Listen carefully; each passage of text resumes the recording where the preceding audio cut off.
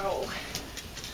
So I'm going to talk to you today about this great course, The Remarkable Science of Ancient Astronomy.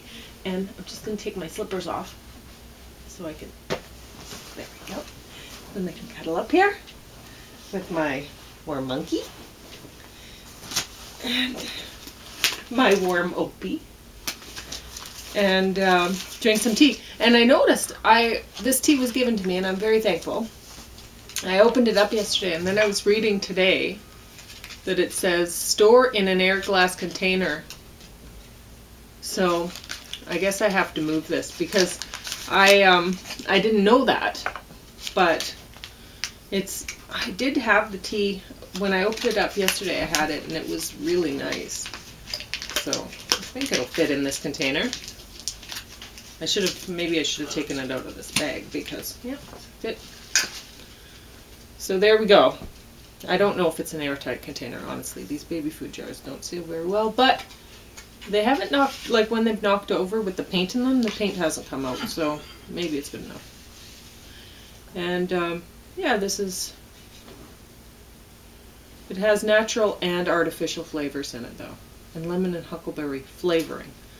So, whatever. But I'm thankful for it because frankly I don't have any other tea right now. So that's what I'm drinking this morning. And The Remarkable Science of Ancient Astronomy, that was 4 DVDs. And I found him really hard to watch. He was just so negative about things, about people, of like different cultures, different times, kind of, I don't know. And I mean, really, he talked about astronomy a little bit, and he didn't even seem to, like, there was one point where he was talking about, I found it interesting, but I didn't take notes. James would be better to talk to you about the rest of the stuff, because I was taking decent, well, I think pretty great notes, but then I just got really annoyed with the guy, frankly. So, what is this? Let's do that. Okay. I think this is all of it, my notes, because this was quite a long time ago that we watched it, and I meant to get back to it and take better notes, but I didn't because I don't like watching the guy, honestly. But I did learn a lot. And anyway, I'll just talk. Stonehenge is located on the Salisbury Plain in Scotland, England. 5 pairs of tall stones topped by a horizontal stone. South Central England, is that what I said? I don't know. South Central, so yeah. It's kind of southwest of London. I've never been there. Me neither. But honestly, the pictures of it, I don't know if I even want to go. Really, the actual photographs of it where they put the path right through the thing. It's like they carved a cement path through this. It's what I expect of people, honestly. Through the 5,000-year-old site. Anyway. Yeah. So I had a hard time just watching it on TV, like thinking, gosh, how could they have gotten away with that? You know, why would anybody do that? Like, why are they even letting people into it? Like, just out around the outside, maybe, with a camera on the inside, like that pelican breeding site. You know, you just go look in the camera and, oh, there it is. How about that? You know? Yeah. Honestly, people are so disrespectful. 5 pairs of tall stones topped by a horizontal stone called a lintel. Each of these trilithons have a lintel stone pegged to the vertical stone with a mortise and tenon joint, knob and hole. The tallest stone is 24 feet from the ground. The biggest stones weigh 40 tons. The horseshoe of trilithons is surrounded by a circle of stones. The basic circle originally consisted of 30 standing stones, each topped by 2 lintels to form a continuous ring running around the top. The circle stones are made of sarsen, sandstone. Centered on the monument is a circular ditch with a radius of 180 feet. The opening toward the northeast forms an avenue defined by two parallel ditches running out from the circular ditch around the monument. It's perfectly straight for 2,000 feet before veering to the right down to the River Avon. There's a slaughter stone which touches the circular ditch at the start of the avenue. There's a circular array of 56 evenly spaced aubrey holes. The center of the whole circle has a stone called the altar stone. Stonehenge was made by Neolithic farmers known as Beaker people. They lived throughout the British Isles and Western Europe from the late Stone Age to the early Bronze Age. Stonehenge was built in stages from 3100 BC to 1600 BC. They used primitive tools like antler tips to dig the ground. The big sarsen stones were dragged 18 miles from Marlborough Downs. The smaller blue stones were dragged or perhaps floated from Wales 150 miles away. And I drew a picture of it. I tried to be accurate, but I don't know if it was.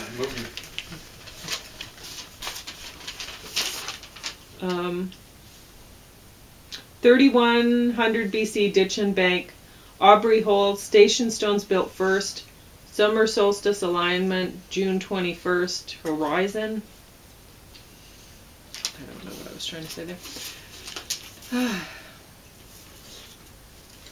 Star of Bethlehem, birth of very great king in Judea on April 17th, 6000 BC, or no, 6 BC.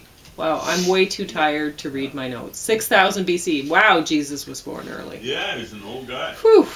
He hung around until the time of Herod. But anyway, what he's saying is the date was wrong, and what I was saying is really, really wrong.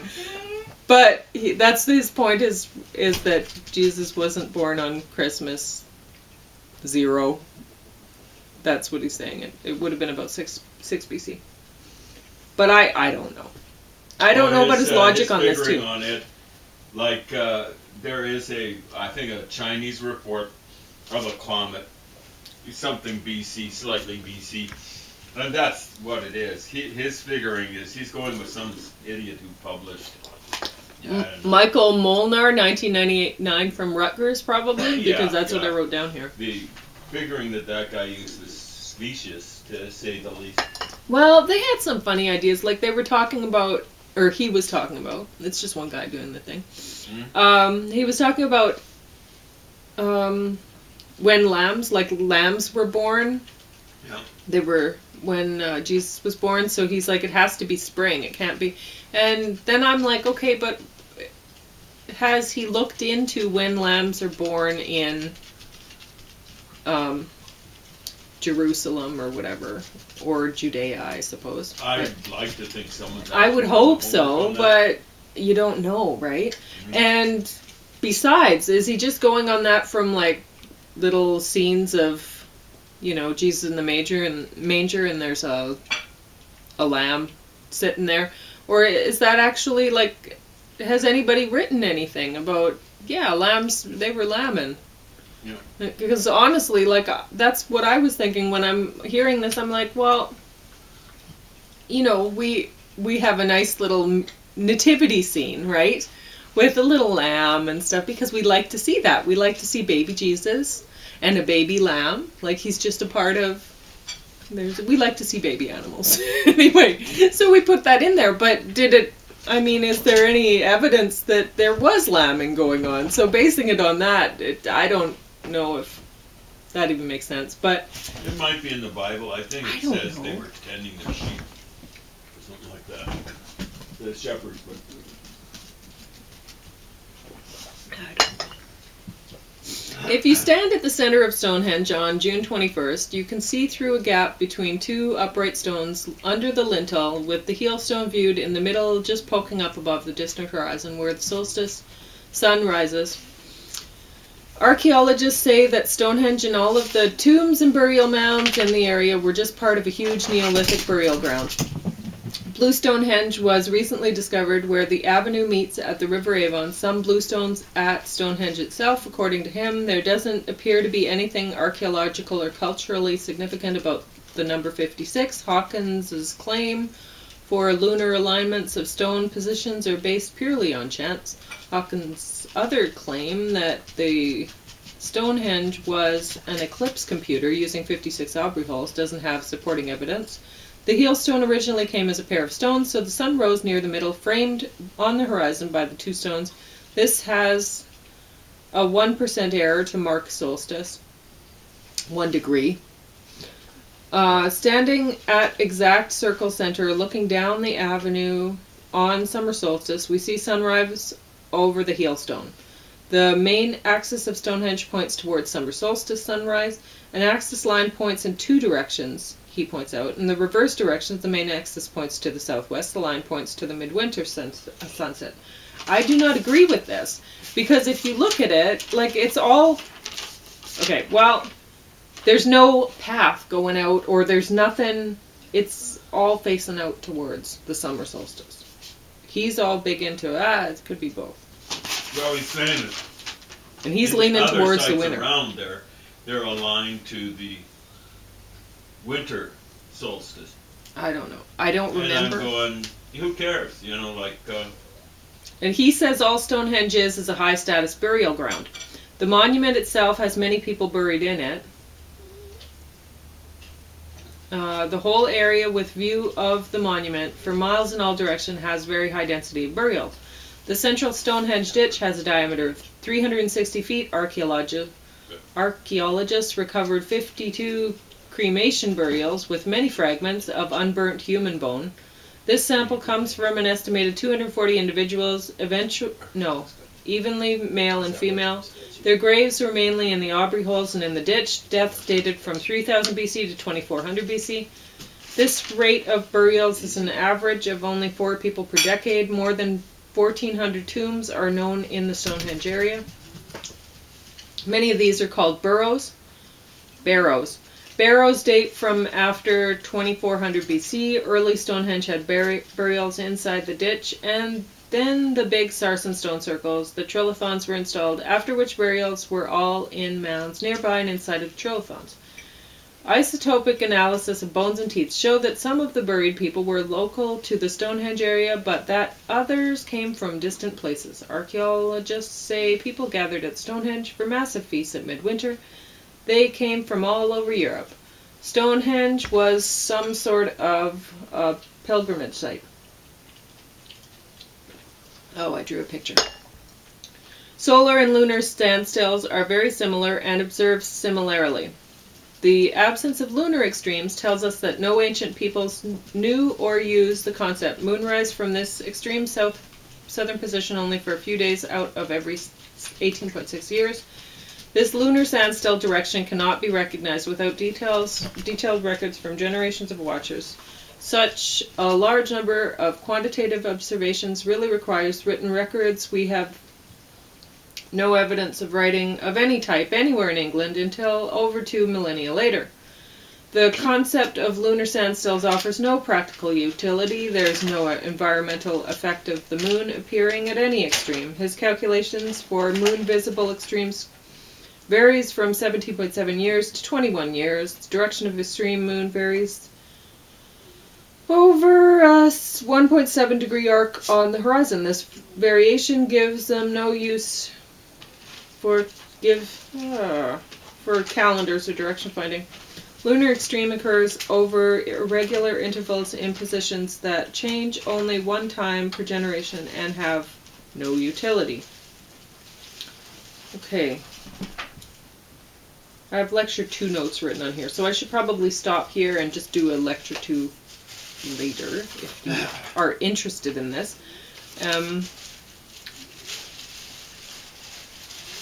I don't know. I don't know really if me describing that picture to you is of any use, so that's that for now.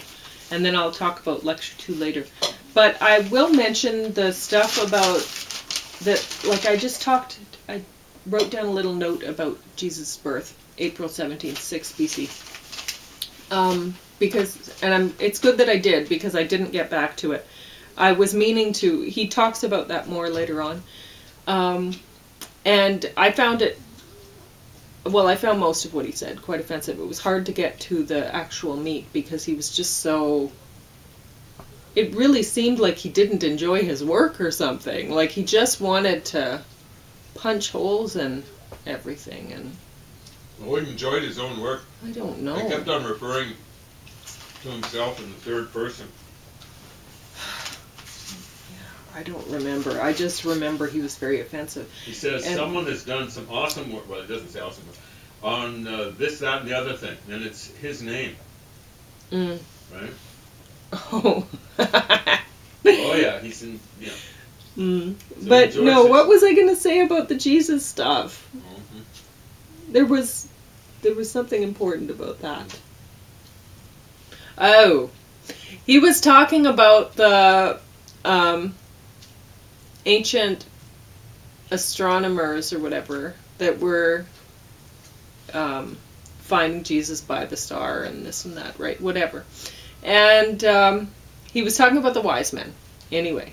And these mystics, he was just assuming, it seemed, that they were using Greek or Roman kind of astrology.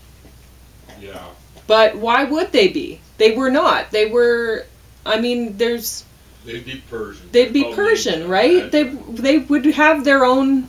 So I'm hesitant to believe any of the Jesus stuff he was talking about. And honestly, I would take a lot of what he was saying with a grain of salt, because I think he was transferring cultures, like knowledge from one culture to another, without realizing that they have their own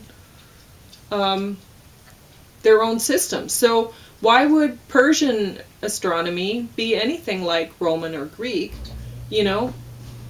Anyway. Well, by that time, the Greeks had conquered Persia Mm. under Alexander the Great. So it might have been then. 300 years before. It's a possibility. Okay. But the Magi, presumably, were traditionalists, right? Yeah. Zoroastrians. So I don't know. It's a huge jump. But anyway, that part kind of got me, wait a minute, why is he... Anyway. So that's all I'm going to talk about for now, and then I'll get back to this Lecture 2 notes. And I'll show you the picture, because I drew quite a few pictures.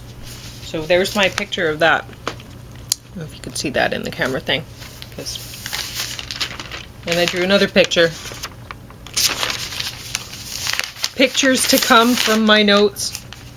And another picture. He didn't know what that was, and I'm like, oh, well, I've come across it. That's funny, you didn't care enough to look it up. And that's another picture of coming up. Pauline draws lots of pictures. Well, those pictures are silly. I didn't know why I draw them. Okay.